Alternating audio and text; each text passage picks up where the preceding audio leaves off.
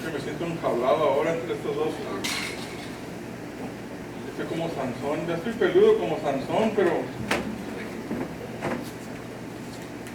bueno, Dios los bendiga esta mañana.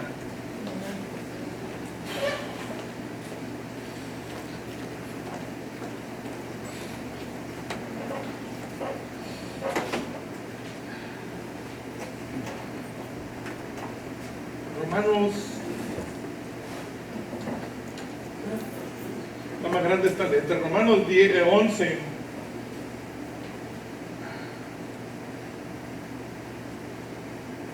Voy a seguir luchando, hermano, porque no me voy a poner lentes. No me voy a poner lentes. Unos 10 años más. Romanos 11, versículo 1. Dice, digo pues, ¿ha desechado Dios a su pueblo?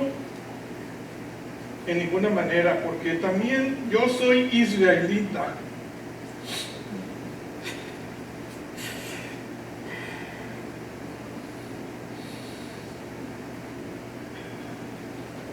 Amén.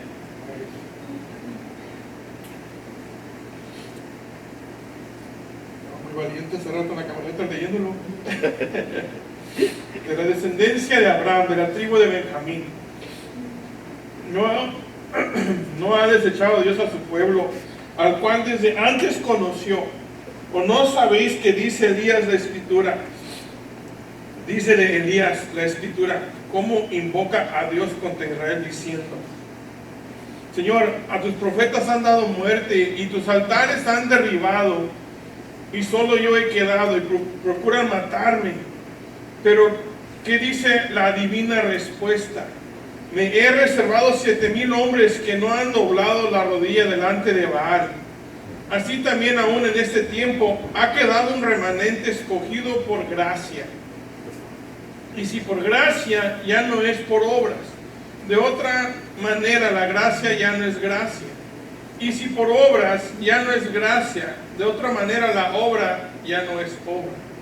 ¿Qué pues? Lo que buscaba Israel no lo ha alcanzado, pero los escogidos sí lo han alcanzado, y los demás fueron endurecidos. Como está escrito, Dios les dio espíritu de estupor, ojos con que no vean, y oídos con que no oigan, hasta el día de hoy.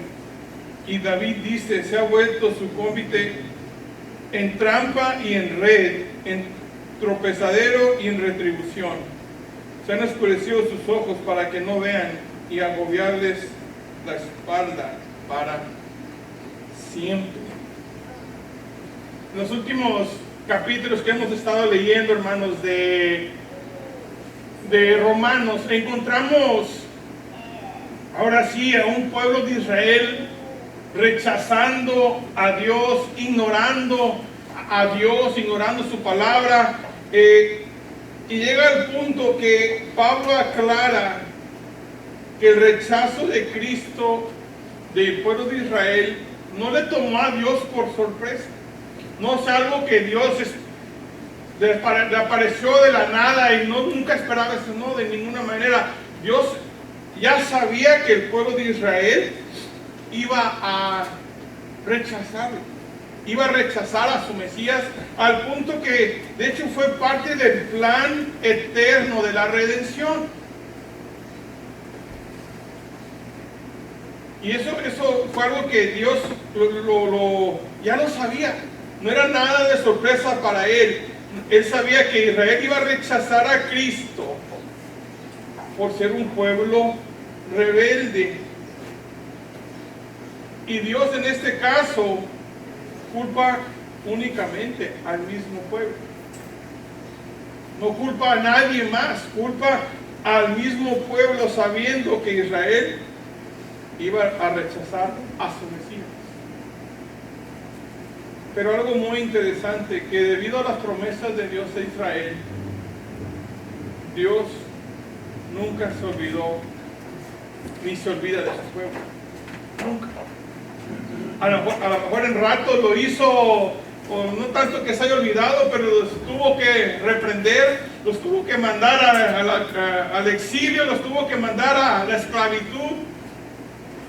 Pero en ningún momento Dios se olvidó de sus promesas a la nación de Israel. Sin embargo, los judíos como nación rechazaron a su Mesías y Dios temporalmente ha hecho a un lado a Israel por un propósito, que lo vamos a ver más adelante en este capítulo, pero lo voy a mencionar. Dice: hasta que haya entrado la plenitud de los gentiles. Hermanos, esta mañana quiero que veamos un poquito eso, lo que era que Dios haya olvidado un poco, o por un rato, o temporalmente, o parcialmente a Israel. Pero no fue un rechazo, no fue que Dios haya olvidado a su pueblo por completo. Fue en cierta manera, por cierto propósito. Lo primero que quiero que veamos esta mañana es esto, hermanos, la verdad acerca del escritor. El primer versículo que leímos ahorita dice: porque yo soy israelita, de la descendencia de Abraham, de la tribu de Benjamín. El escritor aquí, Pablo, lo conocemos, hemos hablado ya mucho de él. Que aquí Dios, podemos ver que no se olvidó por completo de su pueblo. ¿Por qué? Y Pablo es un ejemplo de la razón por qué. ¿Por qué? Porque si se hubiera olvidado por completo de Israel, Pablo nunca hubiera sido alcanzado por la gracia de Dios. Pablo, siendo judío, no solo era creyente, no solo era el apóstol de los gentiles. Pablo conocemos, y él mismo se describe en alguna de sus cartas, que dice que él era circuncidado al 8º día, siguiendo los parámetros que especificaba la ley para el pueblo de Israel. Y le dice: soy linaje de Israel, nativo de Benjamín, hebreo de hebreos. Y en cuanto a la ley, dice que él era fariseo, y al punto que tan judío lo que era él, tan religioso, que él estaba pegado a la ley, que perseguía a la iglesia. Pablo era judío. No había duda alguna que Pablo era un judío, 100%. Pero así como era judío 100%, Pablo también fue alcanzado por la gracia de Dios. Dios no se olvidó por completo de su pueblo, y Pablo es el ejemplo de ello, es una muestra de ello. Pablo, siendo que escogido personalmente por Dios, escogido personalmente por Jesús, se lo topó en el camino a Damasco, le dijo: Pablo, aplácate y sígueme. Las otras palabras más bonitas, ¿verdad, el Señor? Pero en pocas palabras le dijo eso: sígueme. Y Pablo ahí, no solo eso, Pablo se convirtió a Cristo. Pablo fue seguidor de Cristo. Pablo proclamó a Cristo al punto que Pablo murió por Cristo. No había duda que Pablo es un ejemplo claro de que la gracia de Dios está al alcance todavía también para los judíos. No se ha olvidado por completo Dios de su pueblo. Y no solo Pablo, si somos un poco honestos o vemos la Escritura, Pablo no era el único judío que se entregó a Cristo. Podemos ver realmente todos los discípulos, o todos los apóstoles, mejor dicho. Después podemos también entender y saber que la mayoría de los primeros cristianos de la iglesia eran judíos. Eran judíos. No eran griegos, tal vez alguno que otro. A ver, tal vez algún egipcio. Pero la mayoría de la iglesia primitiva eran judíos. Los primeros cristianos eran judíos, viviendo su fe, creyendo en ese Mesías que había venido. Lo estaban viviendo. Y noten esto: Pablo vivió un fanatismo al punto que él también en su momento rechazó al Mesías. En sus raíces fariseas rechazó al Mesías. Pero ¿cómo pudo ser salvo entonces? ¿Por qué? Porque Dios no se ha olvidado de su pueblo. Dios en este caso así lo quiso. Por la gracia de Dios, Pablo fue llamado. Dios tocó su corazón. Dios le presentó el poder salvador del Evangelio. En ese caso vio a Cristo ya resucitado enfrente de él. Hermanos, el Evangelio tiene poder para salvar, dice Pablo, hasta el primero de los pecadores. No a algunos, no nada más a los semipecadores, hasta el pecador más grande. Y Pablo llegó al punto a entender esto. Pablo sabía que de nada, que todo lo que él tenía, de nada servía si no tenía a Cristo. Todo lo que él tenía. Y de hecho lo dice en Filipenses, dice, pero cuántas cosas eran para mí ganancia. Dice Pablo, las he estimado como pérdida por amor de Cristo. Y ciertamente aún estimo todas las cosas como pérdida por la excelencia del conocimiento de Cristo mi Señor. Al punto que todo lo que Pablo tenía, todo lo que Pablo era, todo lo que había hecho Pablo en su vida, dice Pablo, lo tengo por basura para ganar a Cristo. Todo lo que Pablo era, toda su cultura, toda su escuela, toda su enseñanza, su doble ciudadanía que tenía porque era romano también. Dice, todo esto de nada me sirve si no tengo a Cristo.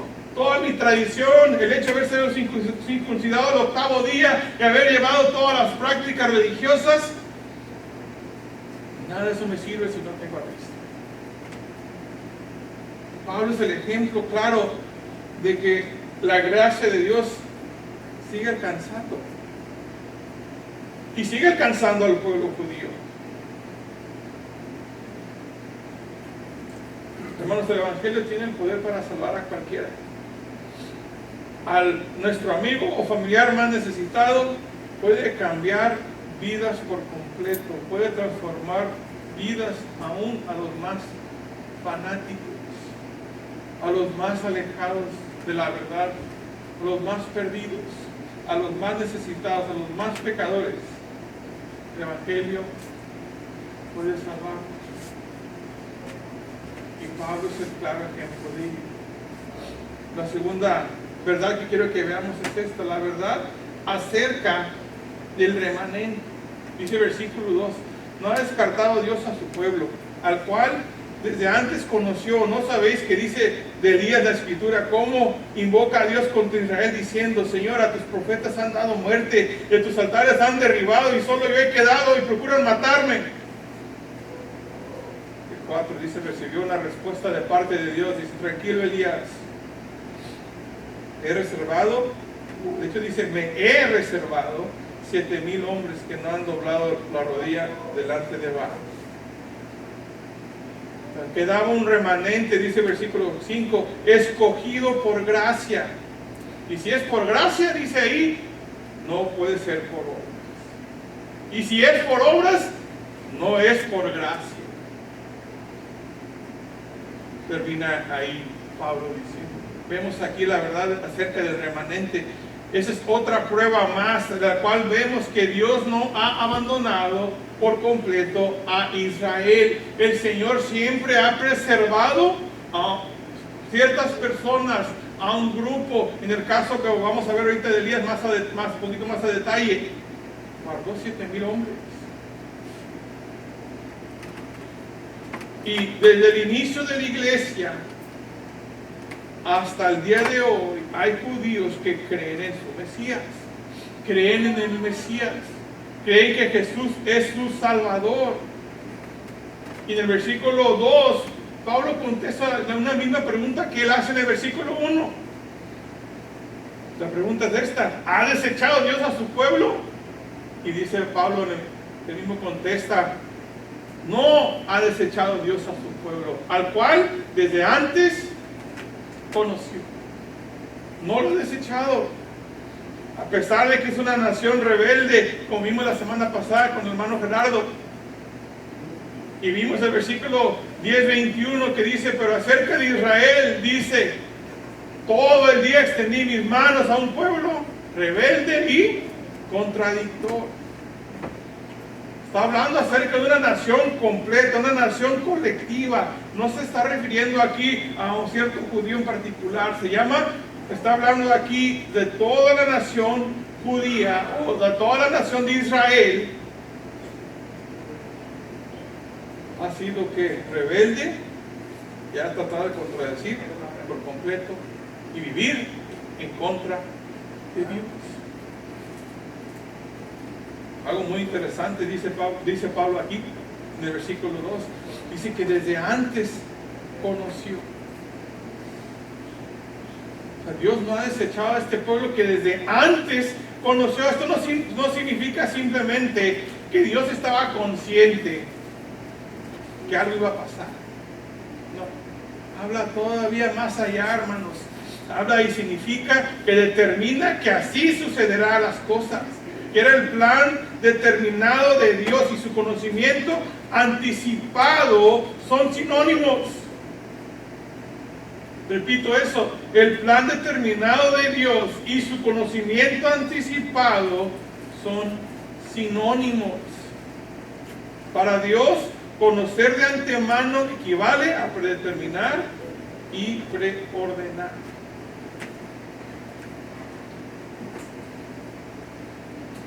Dios ya sabía esto. No fue sorpresa para Dios. Y al punto que era el plan de Dios. Fue algo que Dios ya había anticipado. Lo conocía de antemano. Lo predeterminó, lo preordenó.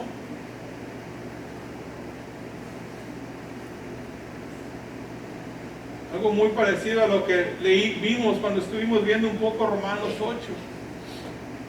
Que dice, porque a los que Dios antes conoció, también los predestinó para que fuesen hechos conforme a la imagen de su Hijo, para que Él sea el primogénito entre muchos hermanos. Y no termina Pablo ahí diciendo, dice, a los que predestinó, que dice, los llamó, y a los que llamó, justificó, y a los que justificó, también glorificó. Dios ya lo sabe, Dios ya lo sabía. Y el hecho que por cuanto Dios conoció de antemano y lo predeterminó antes de fundar el mundo, Dios no puede rechazarlos. Dios no puede rechazarlos, porque si Dios rechazara a su pueblo, va a pasar estas cosas. Él va a invalidar sus promesas. Si Dios rechazara a su pueblo, va a anular su fidelidad. Si Dios rechazara a su pueblo, va a descreditar su integridad divina. Si Dios rechaza a su pueblo, va a poner en duda su amor también divino. Y el hecho que todavía hay creyentes dentro del pueblo de Israel, creyentes en su Salvador, en su Mesías, nos recuerda que Dios no se ha olvidado de su pueblo. Dios no se ha olvidado de su pueblo. Y hablábamos de Elías ahorita en un instante. Elías parecía que estaba en esa situación. Elías estaba enfrentando todo un reino que estaba en contra de Dios, que iba para matar a todos los profetas de Dios, a todos los altares de Dios. Quería borrar de la faz de la tierra todo el nombre del Señor. Y Elías él pensaba que quedaba solo, que era el último de los mohicanos, como decía la película antigua. Pero una sorpresa que se llevó Elías fue esto: recibió una respuesta de parte de Dios. ¿Qué le dijo Dios a Elías? Espérate, Elías, tengo 7,000 hombres que no han doblado su rodilla ante Baal. Los tengo reservados, los tengo guardados, los he alcanzado con mi gracia. No han doblado su rodilla ante una falsa imagen o a unos dioses paganos. No está solo Elías. No habían doblado esos 7,000 hombres ante esos dioses, o ante ese dios pagano Baal. En el tiempo de Jesús, hermanos, también había un remanente, algunos creyentes, cuando Jesús estaba por llegar a esta tierra, a ser revelado a la humanidad. ¿Qué encontramos? Encontramos algunos que estaban separados también para Dios. Encontramos algunos llamados Zacarías y a Elizabeth. Encontramos a otros más conocidos tal vez, a María y a José. Encontramos a otros, a Simeón, a Ana, a los pastores de Belén, a los reyes que vinieron a traer una ofrenda al Salvador del mundo. Había un grupo separado. No estaba solo el Mesías cuando iba a nacer. Que algunos creen, hermanos, que hasta al capítulo 4 de Hechos, cuando inicia la iglesia oficialmente inicia en Hechos 2, para 2 capítulos adelante, que eran no mucho tiempo, se creía que había a lo menos 20,000 judíos creyentes en Cristo.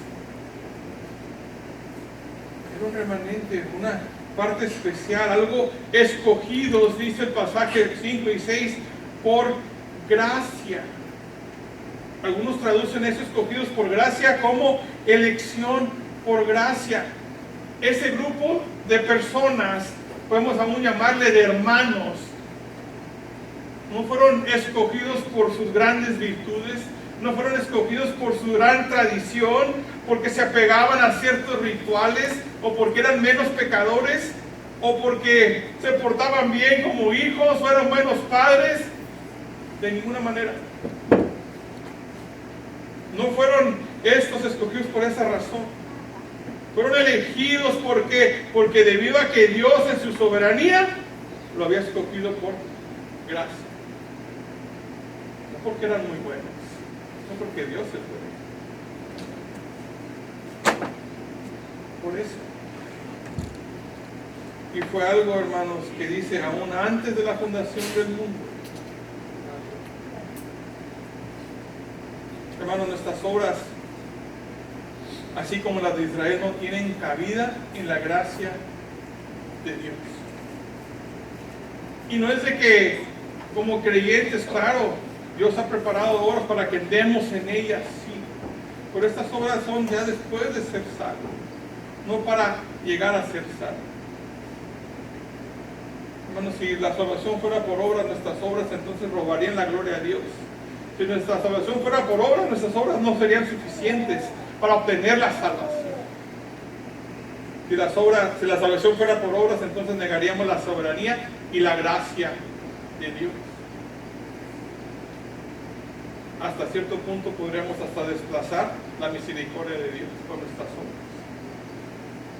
Qué bueno que no es por obras, sino, la verdad, todos estaríamos derrotados. Estas obras nunca nos van a llegar al cielo. Nunca.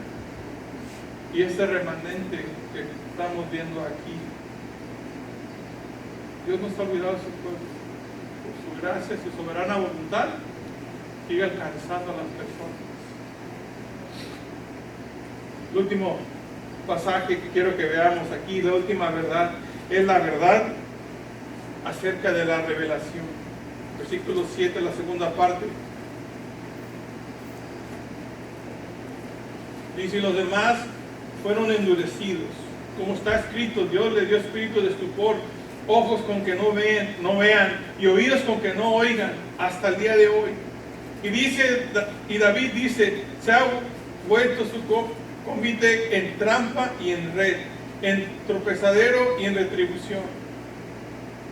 Bueno, la tercera prueba que Dios ha hecho un lado a Israel, pero no por completo, es esto: que el Señor endurece los corazones únicamente a aquellos judíos que niegan a Cristo o que niegan a creer. Eso es lo que podemos ver aquí en este pasaje. Llegó al punto que tanto que estaba negando, dijo, perfecto, voy a cerrar tus ojos, a cerrar tu mente, a cerrar tu corazón, para que voy a endurecer tu corazón. Pero después de aquellos únicamente que siguen y están constantemente negando en creer en Cristo. La expresión aquí, el hecho que dice que fueron endurecidos, indica algo de un poder externo.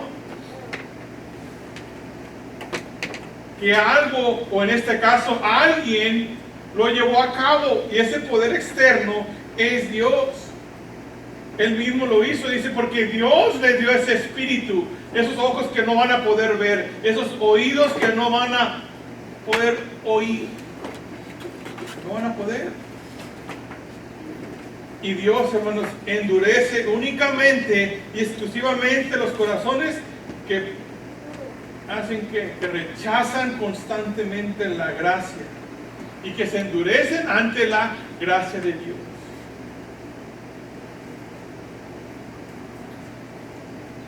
Podemos recordar algún personaje en el Antiguo Testamento. Podemos recordar el personaje famoso de Faraón. Faraón tuvo varias oportunidades. Cree en el Señor, cree en el Señor, haz lo que te estoy pidiendo, cree en el Señor, cree en el Señor. Llegó al punto que el creer en el Señor se le terminó su tiempo. Ahí terminó.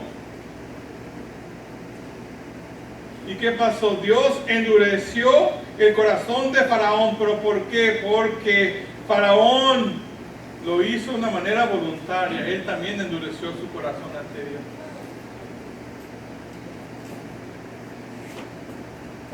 Otro personaje ahora en el Nuevo Testamento, podemos hablar tal vez de Judas Iscariote.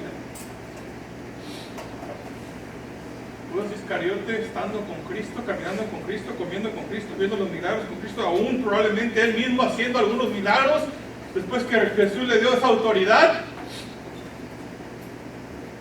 llegó al punto que Judas endureció su corazón, no quiso creer, y el Señor dijo, perfecto, ahora sí no vas a creer por completo.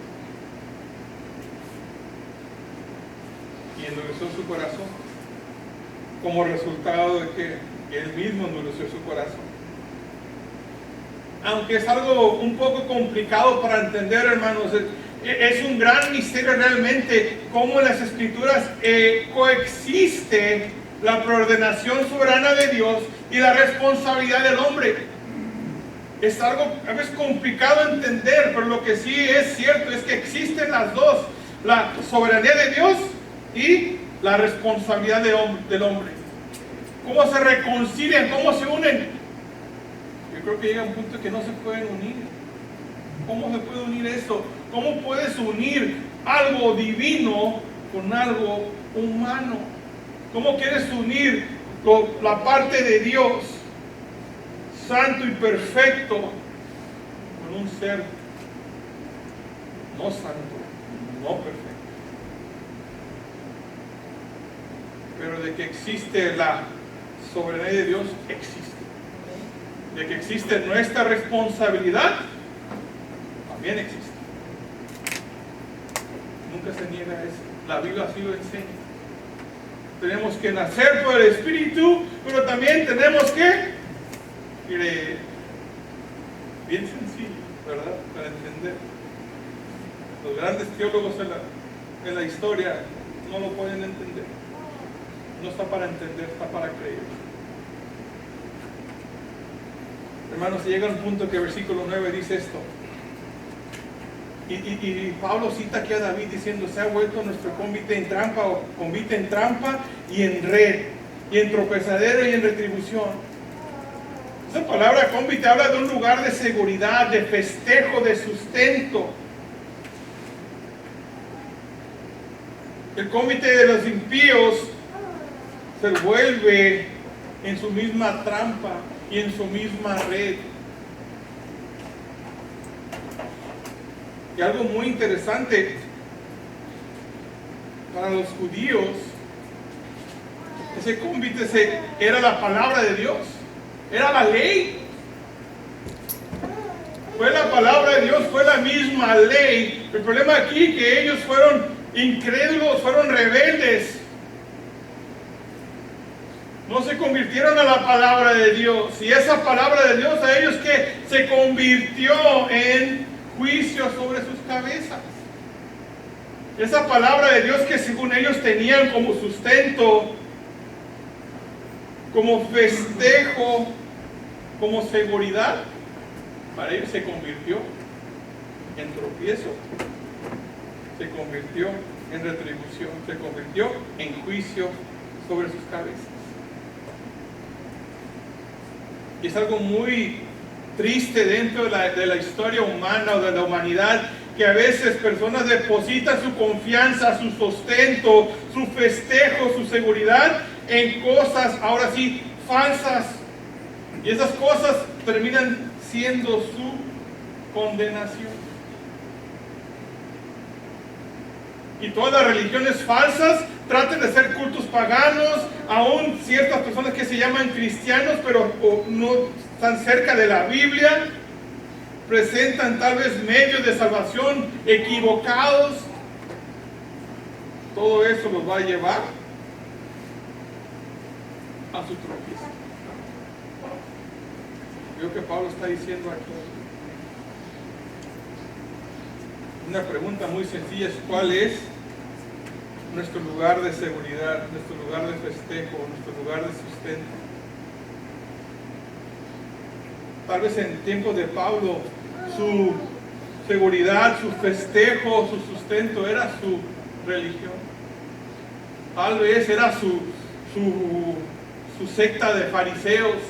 Tal vez era la escuela que él tenía, la carrera que había llevado bajo las mejores escuelas judías en el tiempo. Tal vez era la tradición o era la cultura que llevaba, tal vez era la doble ciudadanía. No sé cuál era en su momento, tal vez para Pablo. Pero Pablo sí logró decir que eso no va a ser mi sustento, eso no va a ser mi seguridad, no va a ser mi festejo. Su seguridad, su sustento fue Cristo, fue su Mesías. ¿Qué es lo que terminó haciendo? Mi pregunta es esto: ¿cuál es nuestra seguridad? ¿Cuál es mi festejo? ¿Cuál es mi sustento? ¿Es mi carrera? ¿Es mi conocimiento? ¿Es mi trabajo? ¿Es mi talento? Por algo la Biblia dice: confía en el Señor con todo tu corazón, no te apoyes en tu propia inteligencia. Y luego dice que reconócelo en todos tus caminos y Él enderezará tus sendas. Otro pasaje que me gusta mucho: deleítate.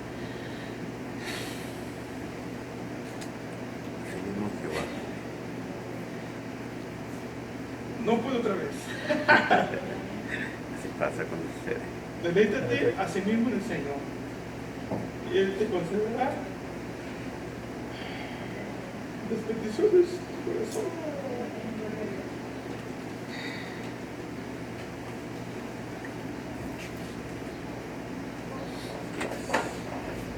Confienda al Señor tu camino, confía en Él y Él hará. Ese versículo le gustaba a David.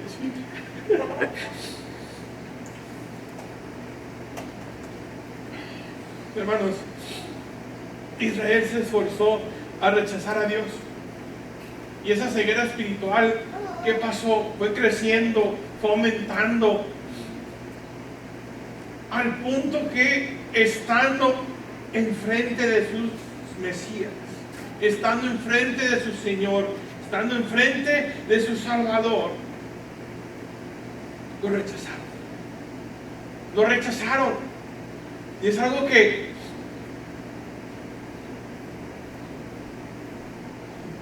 solamente Cristo ahora, hermanos, puede venir y quitar ese velo que está cubriendo nuestros ojos espirituales, nuestro corazón espiritual. Por algo Pablo lo dice: pero cada vez que alguien se vuelve al Señor, el velo es quitado, dice Pablo.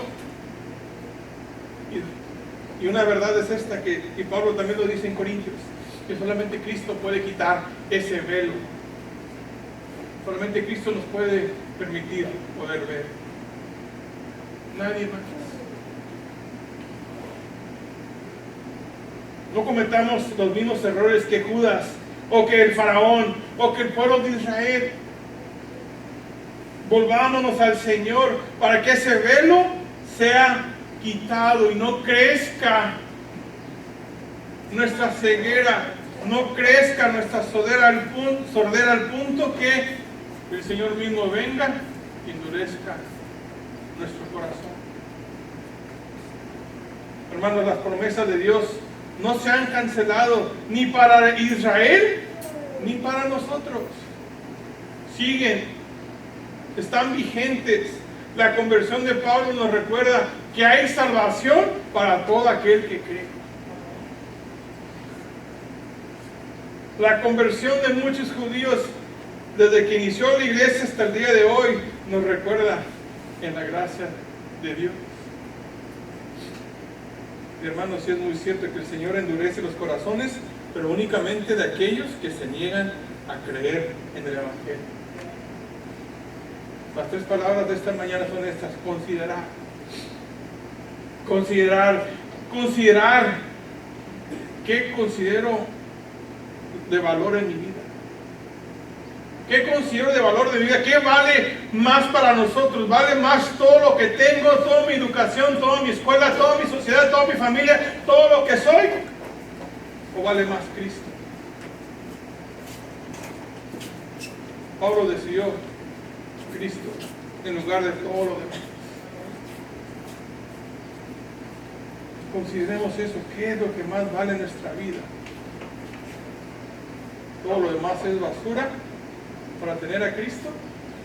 ¿O preferimos todo eso en lugar de Cristo? La segunda palabra es cuidado. Cuidado con lo que nosotros mantenemos como nuestro sustento, nuestra seguridad y nuestro festejo. Cuidado que no pongamos lo equivocado como nuestro sustento, que no pongamos lo equivocado con nuestra seguridad, porque eso se puede convertir en nuestro tropiezo. Que nuestro único sustento, única seguridad y único festejo debe ser nuestro Señor. La última palabra es creer. Creer en Cristo. Para que la ceguera espiritual sea quitada de nuestros corazones. Creer que la gracia de Dios es mayor. Creer que nuestras obras nunca nos van a acercar a Dios. Nunca. Creer en ello. Considerar. Cuidado. Y creer. Hay un canto que a veces cantamos aquí. Trata de cantarlo, a veces no soy el mejor para cantar. Que amor mis pecados decide olvidar, lanzados al mar no los quiere contar. Él siendo omnisciente olvida mi error. Mis faltas son muchas, su gracia es mayor. Paciente me aguarda en mi desviar. Un Padre que tierno me llama al hogar. Recibe al débil y vil pecador. Mis faltas son muchas, su gracia es mayor. Qué grandes riquezas Él nos otorgó. Su sangre fue el pago, su vida entregó. Pagó esa deuda y la canceló. Mis fallas son muchas, su gracia es mayor. Y termina el coro. Gloria a Dios, su gracia es mayor. Sus misericordias hoy nuevas son. Mis faltas son muchas, su gracia es mayor. Mis faltas son muchas, su tu gracia es mayor. Amén. Padre, gracias te damos. Gracias por tu gracia. Que tu gracia no se ha apartado de tu pueblo y no se ha apartado de nosotros. Gracias, Padre, por esa gracia que nos has dado y que nos has entregado en tu Hijo Jesucristo. Padre, si alguno en este lugar no ha creído en tu Hijo, que no endurezca su corazón y que crea en Él, que crea que vino a este mundo, que vivió y que murió en esa cruz y al tercer día resucitó y ascendió para estar sentado en la diestra de la majestad.